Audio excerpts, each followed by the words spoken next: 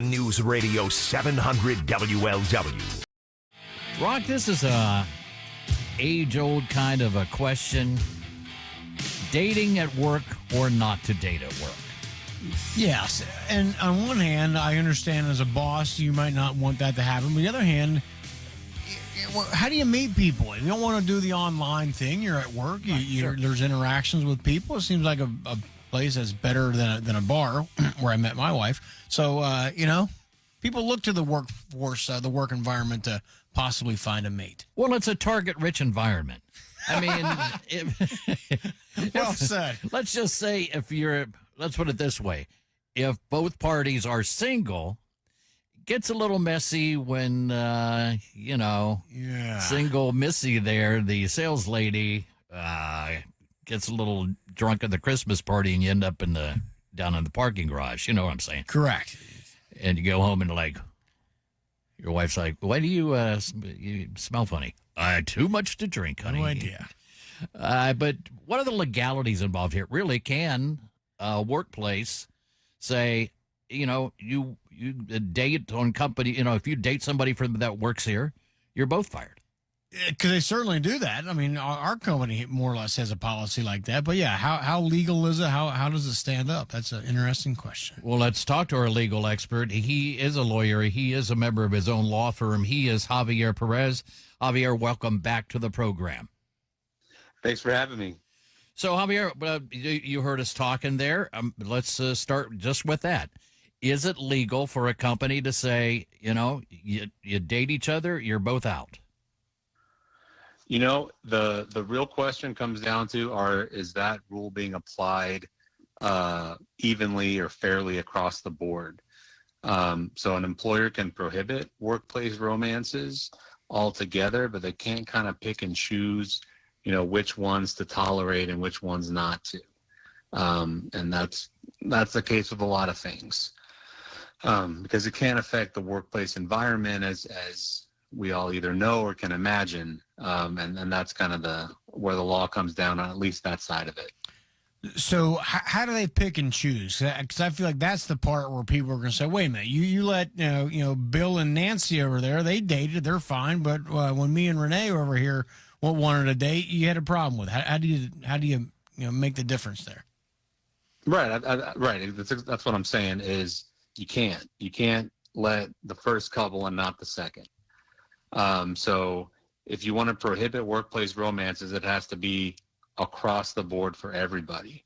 But, some of the kind of recent research has shown it's extremely common for there to be workplace romances, hopefully of a, above board nature, as y'all were alluding to. But, it being such a common thing, the law really kind of encourages consensual relationships to be reported to human resources. And that's really is kind of where employers try to protect themselves and their employees in that kind of situation.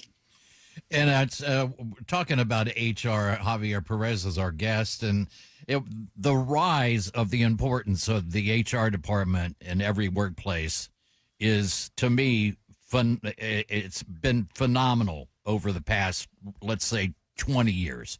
Am I correct in that? And is this basically a big liability issue, so the companies are protecting their butts at every angle? That's right. That's right. I would imagine that is a huge chunk of the purpose of HR.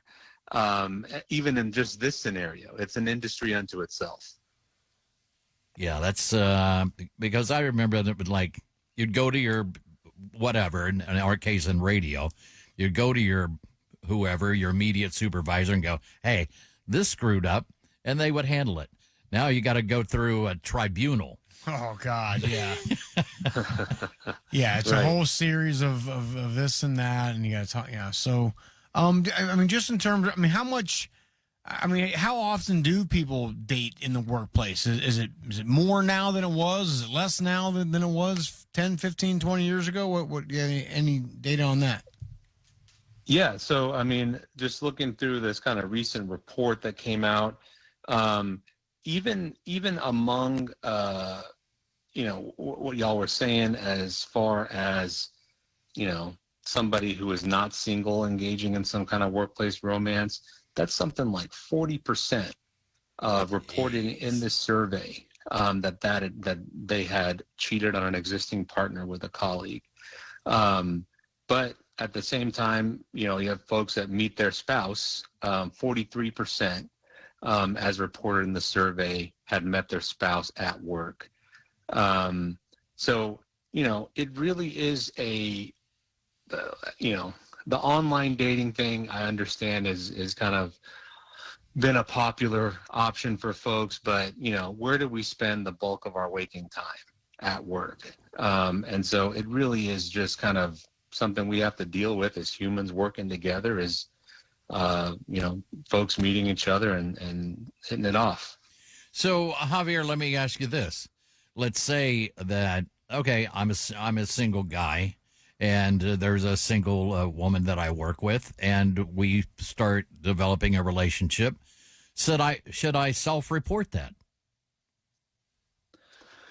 I'd say yes. I think for all parties involved, that's kind of the best policy. And the reason is, for everybody's sake,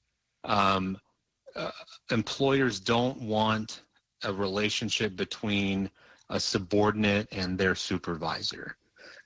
Because, right, if the relationship becomes, tense, or there starts to be some kind of issues, you run the risk of a sexual harassment complaint potentially. And that's if, you're on either side of that. You want the company to be on notice so that they're not going to discipline you for not disclosing it later. There also is risk to the supervisor, right, of being accused of doing something that was not consensual in the context of a relationship, and you couldn't say, well, I've never had any contact with that person of that nature ever. And then, it's a swearing match about, well, at this point we were broken up, or at this point we weren't, we were still together. All those sorts of things make it really messy if it's kind of not above board and not, out in the open, at least with respect to HR. All right. With that, Javier Pérez, we thank you so much. Always a pleasure. Thank you, sir. Thank you.